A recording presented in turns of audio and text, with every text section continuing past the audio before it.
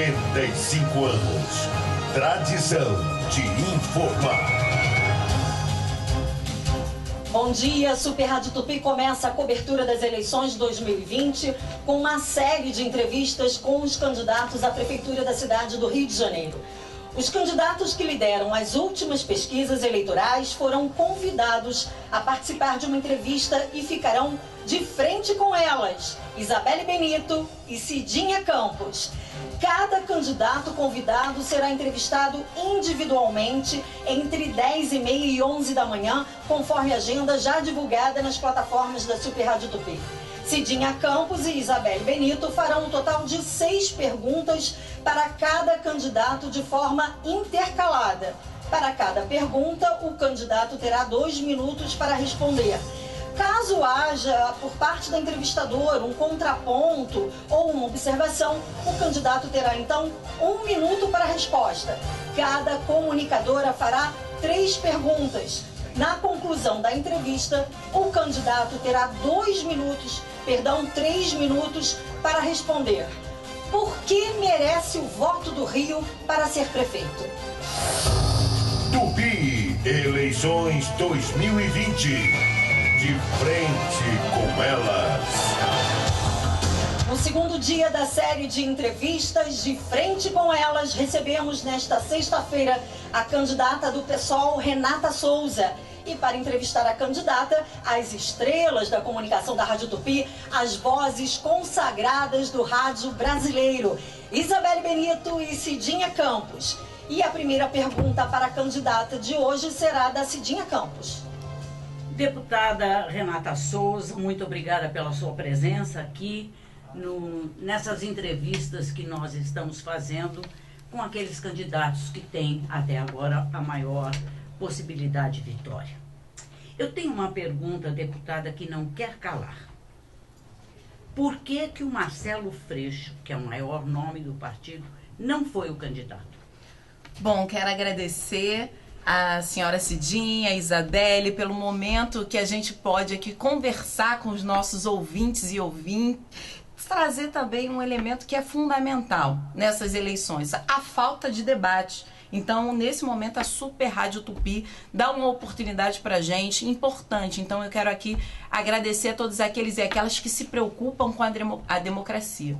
Bom, Cidinha, eu sou cria da Favela da Maré, trago no meu corpo e na minha vivência uma experiência de cidade que é importante que as pessoas possam, inclusive, ver, ouvir e também saber das nossas propostas. E nesse sentido, quando o Freixo ele desiste, é justamente por causa de uma situação de falta de união das forças de esquerda na nossa cidade.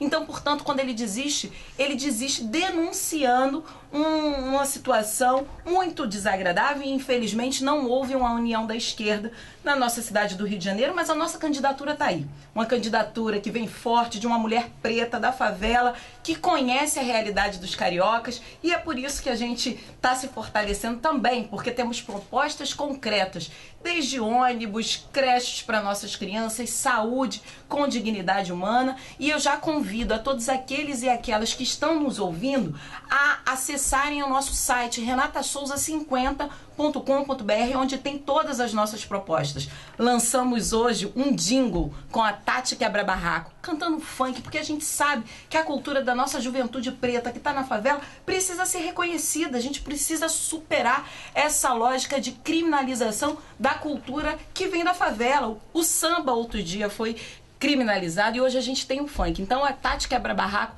está fazendo a nossa música, o nosso jingle para poder comunicar melhor a população do Rio de Janeiro. Então, nesse sentido, a gente tem a candidatura que o Rio de Janeiro merece ter.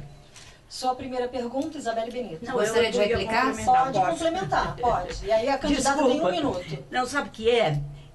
Eu fiquei aqui pensando, ele tem uma grande militância, mas a militância não está podendo sair à rua, está com mais dificuldade para isso por causa do coronavírus. Mas será que não foi que ele cansou de apanhar, de perder? Bom, na verdade, me parece que a gente tem que ter uma compreensão geral das disputas que estão colocadas na cidade do Rio de Janeiro. É claro que o Freixo é um grande nome, a gente também respeita a sua decisão, mas entendemos que a gente precisa também de renovações de quadros. Eu represento hoje uma renovação importante, que vem da população, que vem dessa experiência concreta de cidade. Então, nesse sentido, hoje, ter a nossa candidatura é uma oportunidade também de popularizar o PSOL, mas também de mostrar a cara de uma mulher negra, que vem do chão da favela, da periferia e que entende, se sensibiliza com o sofrimento da população do Rio de Janeiro. E eu quero aqui deixar um abraço para o meu pai, o Isabelle e Cidinha, porque meu pai, cria do Complexo do Alemão, é um super ouvinte da Super Rádio Tupi e ele gosta, então quero aqui deixar meu abraço ao meu pai querido, José Carlos. Seu José Carlos, um abraço para o senhor. Agora, então, a primeira pergunta da Isabelle. Vamos, então. Obrigada, deputada, candidata Renata Souza. Obrigada mais uma vez participando aqui com a minha colega, a comunicadora Cedia Campos. E aí a gente faz o nosso trabalho. São 3 jornalistas aqui, já que você também vai entender que é o gancho de acompanhar e pesquisar. Nas últimas caminhadas da candidata, eu acompanhei algumas falas de criações, inclusive ampliação das vagas para creches. E aí eu me pergunto, a crítica sempre com você em relação a você acompanhar só os movimentos sociais, ser jornalista sem experiência de gestão. E aí perguntaram, diante de como que você vai fazer isso? O fundo municipal requer dinheiro, ampliação de creche, dinheiro e muito dinheiro. E aí eu te pergunto o seguinte, a gente vem de uma pandemia, a arrecadação já caía, principalmente ISS, Imposto sobre Serviços. O ano que vem a queda é maior ainda, devido ao que a gente está vendo. Como criar um fundo municipal para ampliação, por exemplo, de vagas de creche, com uma prefeitura que vai ter menos dinheiro ainda? Bom, Isabelle, ótima a sua pergunta. Afinal de contas, a gente vive uma situação completamente de precariedade, né? A falta de vagas de creche não é de agora. Antes mesmo da pandemia, a gente tinha essa situação. São cerca de 36 mil crianças sem creche hoje, e creche é um direito dessa criança. Mas a gente sabe que esse pai e essa mãe que depende da creche justamente para trabalhar com tranquilidade e também saber que seu filho, sua filha está num lugar seguro, com alimentação rica nutricionalmente. É isso que a gente espera. E também espera que o servidor dessa creche possa ser bem remunerado e valorizado. Então, nesse sentido, não mediremos esforços para trazer uma arrecadação real para os cofres da Prefeitura do Rio de Janeiro. A gente sabe hoje que os maiores devedores são os bancos e as grandes empresas. Hoje, o Tribunal de Contas do município do Rio de Janeiro diz que a gente pode recuperar imediatamente 10 bilhões. Então, vamos colocar a máquina da Prefeitura para funcionar, para cobrar os caloteiros. Os caloteiros são principalmente grandes banqueiros e também especuladores imobiliários que tornaram essa cidade uma cidade muito cara. Então hoje o valor do aluguel é absurdo justamente porque essa parcela da população dos grandes ricos deixaram de pagar aquilo que deve à prefeitura da cidade. Então, nesse sentido, não temos rabo preso. Vamos cobrar aqueles caloteiros da Prefeitura do Rio de Janeiro e, nesse sentido, teremos a arrecadação maior na nossa cidade e a gente pode sim superar a lógica de completamente absurda nossa economia, né? Então, a gente também quer gerar a possibilidade de novos empregos com as construções das novas creches, porque a gente entende que hoje a situação de desemprego é geral e nesse sentido a prefeitura tem que se responsabilizar de organizar o caixa a partir de uma arrecadação, mas também cobrando os caloteiros. Mas olha só, a gente não fala só de uma questão de matemática, a gente fala de uma questão política, de apoio. E o PSOL, ele é uma parte de oposição. Você vai precisar para isso, para movimentar esse fundo, algo que a gente chama de legislativo. Na Câmara de Vereadores, você é uma legisladora hoje, né? Você sabe a dificuldade de um apoio, como fazer isso sendo do PSOL. Bom, sendo do PSOL, a gente tem uma característica que poucas pessoas conhecem, que é a do diálogo. A do diálogo franco.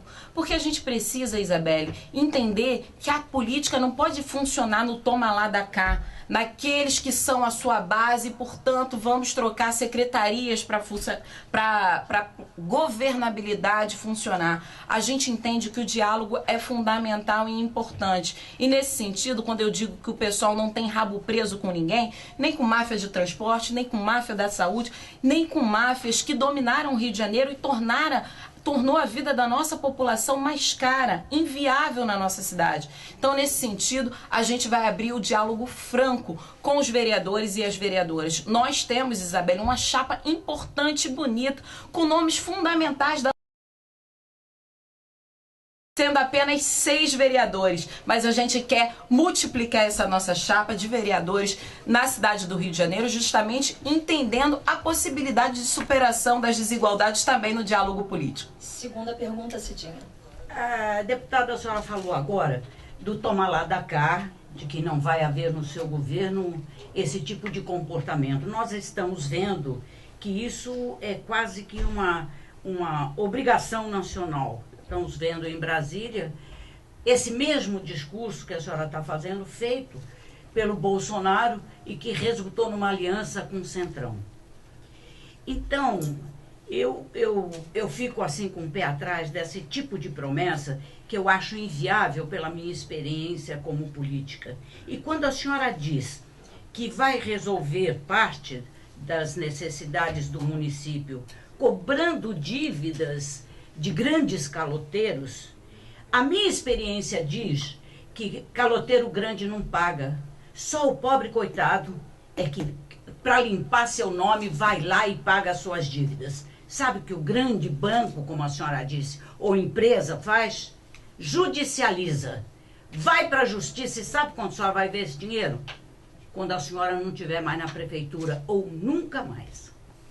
Excelente pergunta e reflexão, Cidinha. Afinal de contas, como toda a lógica do toma lá da cá se consolidou nessa relação, inclusive com grandes empresários, com grandes bancos, nós não teremos essa relação. A gente vai botar a procuradoria da prefeitura para funcionar, são os advogados da prefeitura que vão cobrar essa dívida. E é possível, o Tribunal de Contas disse que é possível, eu acredito no Tribunal de Contas do município do Rio de Janeiro. Nesse sentido também, a gente está pensando no IPTU progressivo. E por quê? As pessoas falam, mas uma arrecadação que pode aí aumentar o IPTU? Não, a gente está falando que a gente vai aumentar o IPTU para quem tem imóveis acima de 2 milhões. O que isso significa? São os super ricos. A classe média hoje também está sufocada e a gente precisa que os imóveis da classe média seja reduzido o valor do IPTU. É por aí que a gente vai, Cidinha, porque com o IPTU progressivo, justamente cobrando dos super ricos que temos na nossa cidade,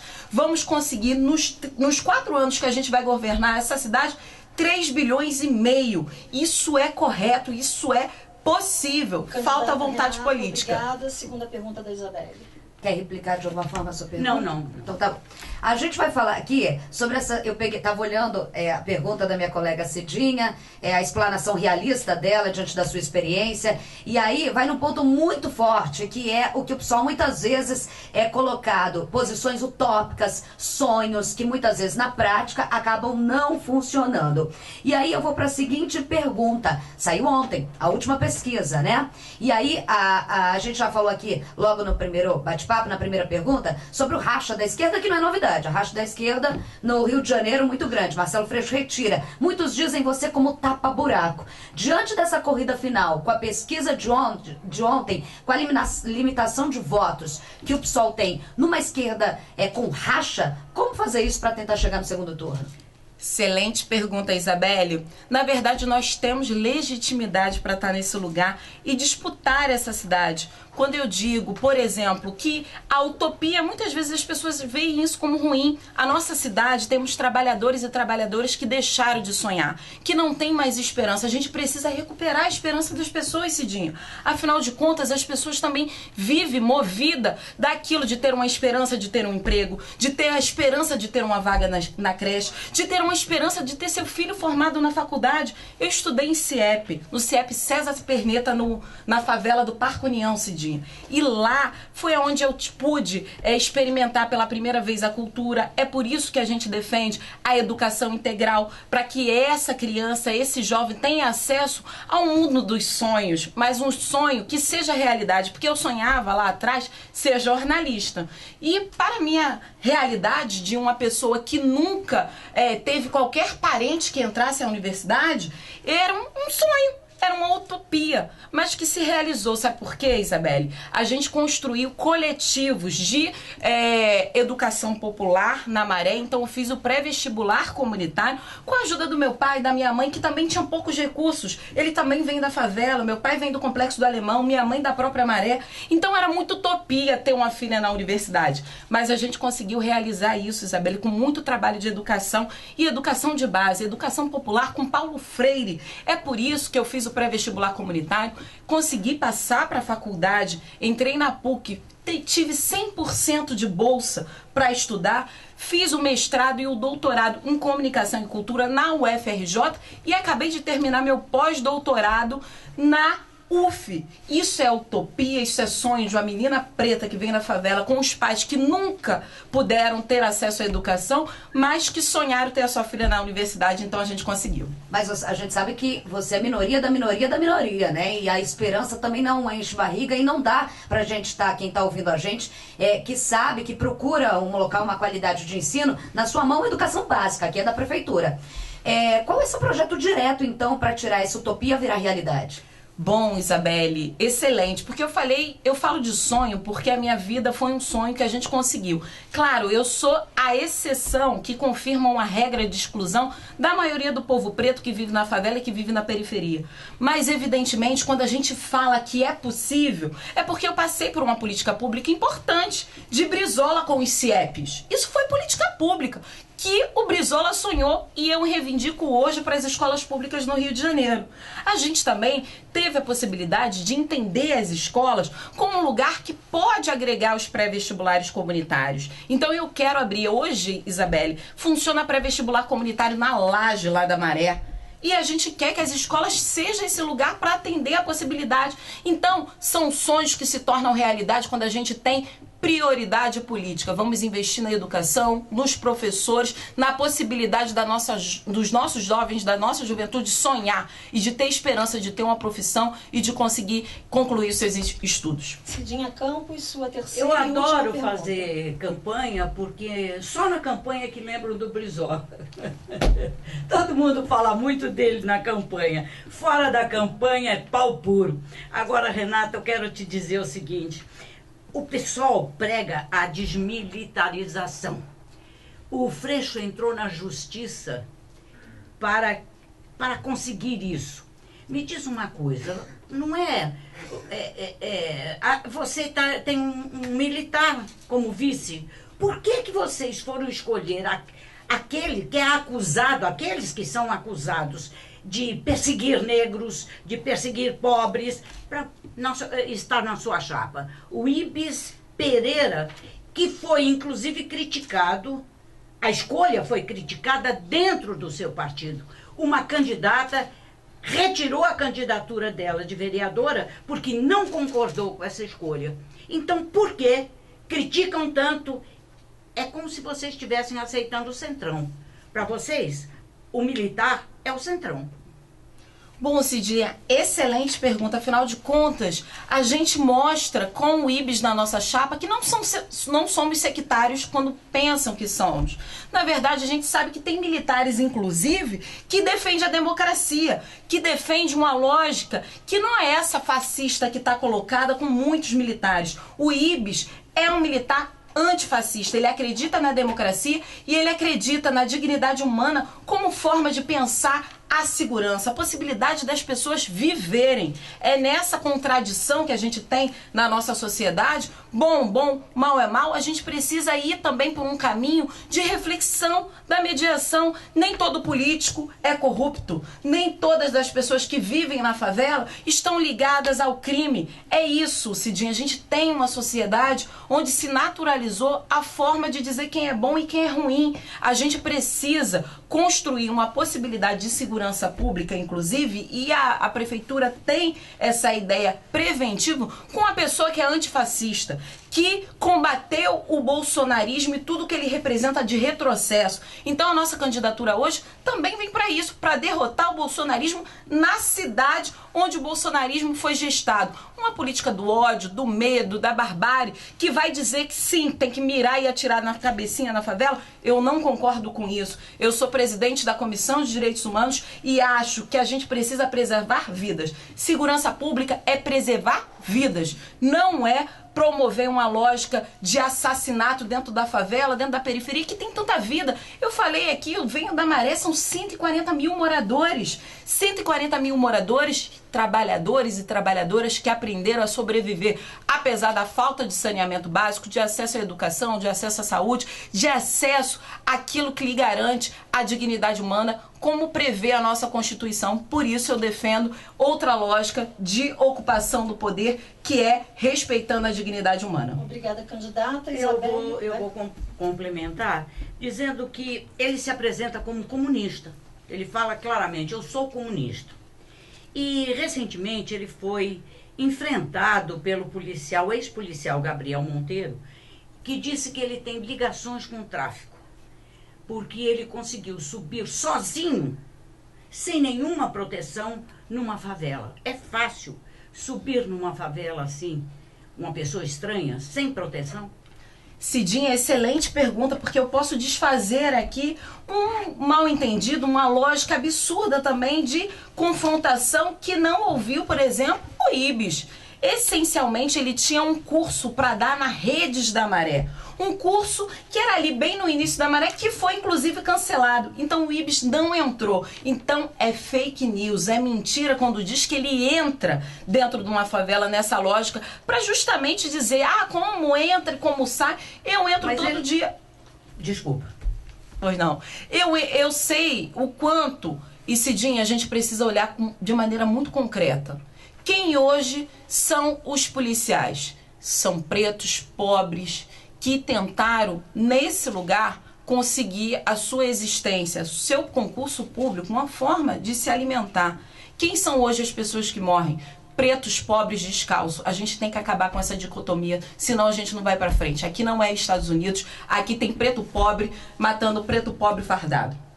Quando você fala que o Coronel Ibis ele não entrou na favela, ele ficou ali no começo. É porque ele não conseguiria entrar na favela, porque ele teria que pedir autorização para o tráfico de drogas. E aí eu te pergunto o seguinte, existe esse estigma de que é direitos humanos defender bandido. E isso muito ligado quando falam do PSOL diretamente. Você concorda que segurança pública é apenas a parte do governo do Estado? E você é uma candidata à prefeitura, defende os direitos humanos. Temos 56 mil bandidos fortemente armados. Se você me falar que é do Estado, não tem pergunta. Se você acha que a prefeitura também entra nesse combate da segurança pública, como fazer isso dentro de um partido que defende os direitos humanos?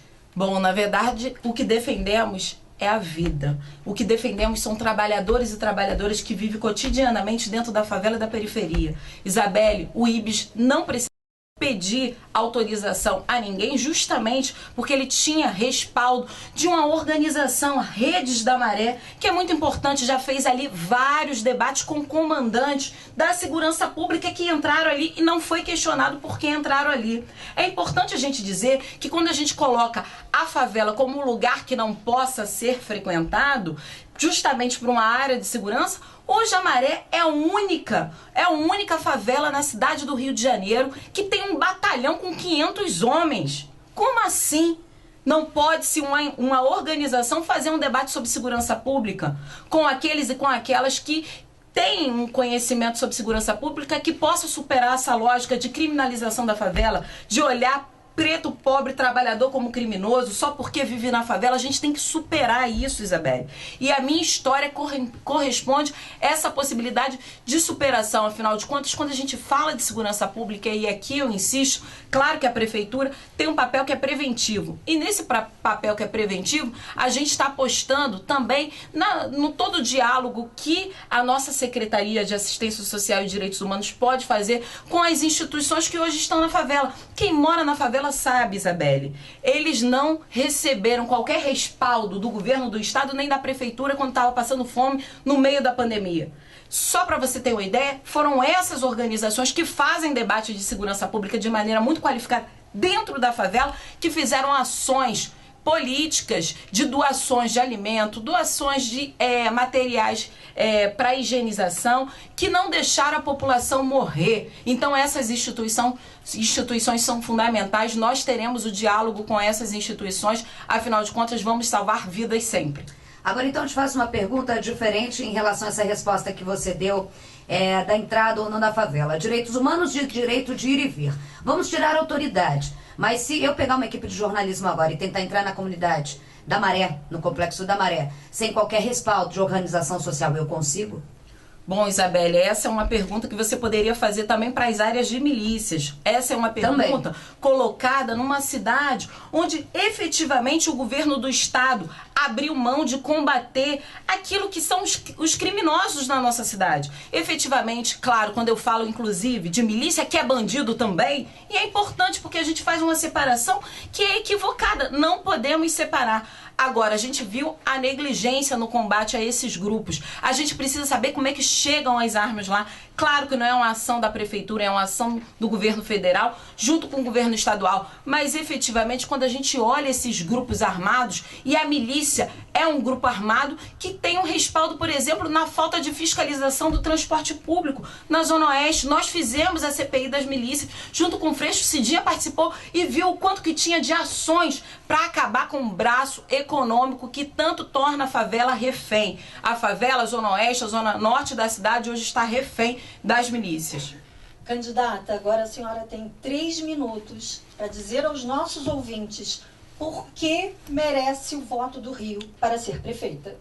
Bom, eu mereço o voto das pessoas que vivem essa cidade plenamente, que tem sim a possibilidade de sonhar e de se reencantar com a mudança. Hoje a gente tem uma sociedade que está completamente desesperançada, porque perdeu seus famílias para a pandemia, porque antes mesmo da pandemia já não tinha emprego, já não tinha acesso à saúde, já não tinha acesso a uma educação pública de qualidade. Então eu venho aqui não só com a minha própria história, que faz todo sentido para um processo de superação a partir do sonho, a partir da esperança. Então eu quero o voto da população do Rio de Janeiro justamente porque eu entendo que para mudar a política a gente tem que ter também a possibilidade de trazer na nossa pele, experimentar um ônibus lotado, experimentar não ter acesso à saúde, saneamento básico, água limpa. Eu tive hepatite A porque bebi água contaminada na bica da minha casa, eu quase morri.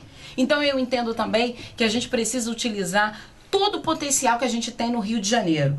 Utilizar as universidades que temos na cidade do Rio de Janeiro para capacitação de professores, inclusive, o professor que quer ter o seu currículo enriquecido, que possa ter a universidade ali, os cursos de pedagogia e conversar e a prefeitura fazer esse elo. A gente também ter a possibilidade, inclusive, de trazer a cultura para dentro da escola. E quando eu reivindico Brizola, é porque eu vivi o que o Brizola e o Darcy Ribeiro experimentou para a escola, com um sonho de escola que fosse integral e que essas crianças que, assim como eu, hoje se formaram, são doutoras como eu, tiveram lá atrás uma educação que fez sentido, a partir de um sonho de uma pessoa como o Brizola, e a gente tem que reivindicar esse lugar. Afinal de contas, quando eu penso numa sociedade que possa superar as desigualdades sociais, é justamente ter saneamento básico com mão de obra local. Isso é possível fazer. Então, no nosso plano de saneamento básico para as pessoas com água potável, inclusive dar emprego, gerar emprego naquela favela, naquela periferia que hoje não tem o saneamento básico integral. E eu tenho aqui que dizer que eu defendo a SEDAI, pública. A gente não quer a privatização da cidade para tornar esses serviços mais caros.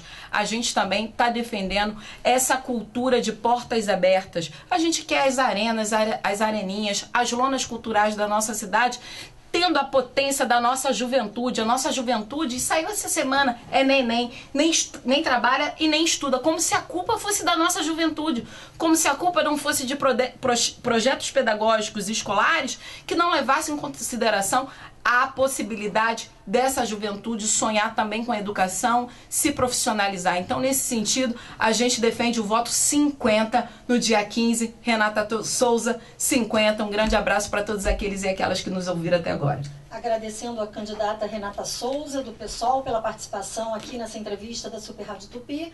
E agradeço também a Cidinha Campos, obrigada pela sua participação. Lembrando aos nossos ouvintes que a Cidinha volta à 13h no programa Cidinha Livre. Eu posso comentar o programa de hoje? Claro, Aqui no meu programa? claro.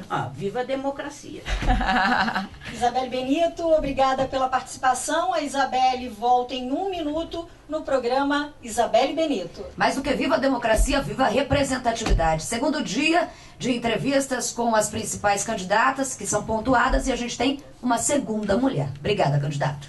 Eu que agradeço. Encerramos o De Frente com Elas de hoje. Voltamos na próxima segunda-feira, às 10h30 da manhã, com a entrevistada Benedita da Silva, do PT. Mais mulher, eu não aguento. Eleições 2020. Tupi, 85 anos, tradição de informar.